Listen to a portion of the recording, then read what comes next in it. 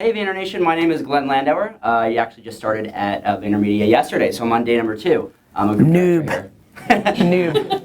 I'm impressed with the hustle though, like sneaking in to the first episode of Questions on your second day. That's an impressive start. Trying to make an impression on the boss. I appreciate it. All right, what's your question? Okay, so my question is, so you know how Facebook reach has been going down? It's been on organic.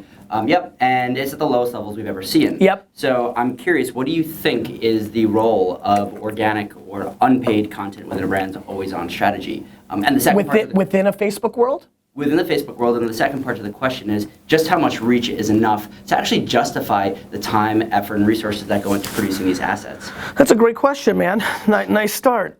You know, I think that it all depends on size, scale, and objective, right? So I think the biggest problem that everybody makes is there's no one size that fits all. Obviously, the brands that we work with here are at huge scale versus, let's say, a lot of people who are watching who've got a small business.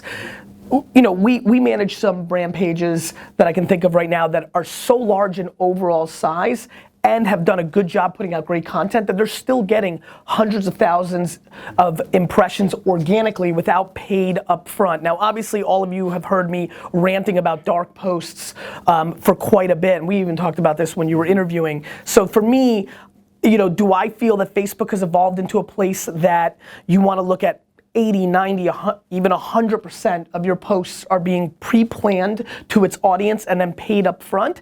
You know, if you're a Fortune 500 company, I do believe that that justifies the case. And I believe that because I actually think those working media dollars, those paid dollars, are a hell of a lot better spent on Facebook than they are on traditional banner or things of that nature, places and organizations that you came from giving those kind of advices. So, I think that that's the case. Now, what's the threshold? I think that comes down to the objective at hand. Look, you could be a Fortune 500 company, only reach 1,600 people organically, but try to be selling something that's $10,000 as a B2B product, and if you convert 4 people, and you're making $40,000 on it, and your profit margin is 50%, and you've made $20,000 in profit, and your agency charged you $800 or $1,800, well then you justify the means. So I think it's, you know, one of the biggest things we try to do here, and I think one thing that all of you need to pay attention to is how do you become efficient on the back end? I think what's separating us and what I'm excited about here is that we're producing quality content at a cost level that the market has never seen before, right? Yep.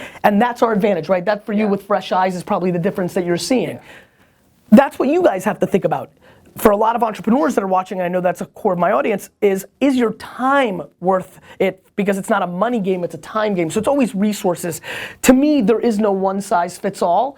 For all the brand managers and the CMOs and the CFOs and the corporates that are watching the show or listening to the show, I know for fact that they need to really look at just the math, right? Like, am I paying more than what I'm reaching, right? So if you're paying a traditional digital video shop $10,000 to make a video and then you post it organically and it reaches 900 people, that's off, right?